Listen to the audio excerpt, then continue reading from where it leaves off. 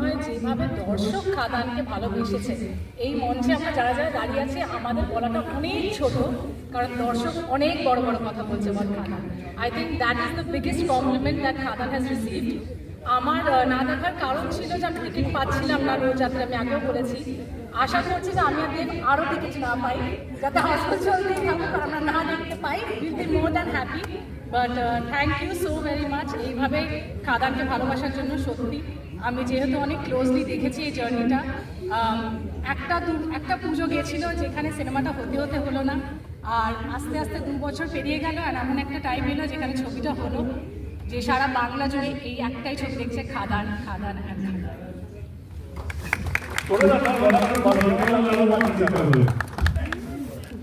আমার মনে হয় যে ভালোবাসা নিয়ে আমরা শুরু করেছিলাম,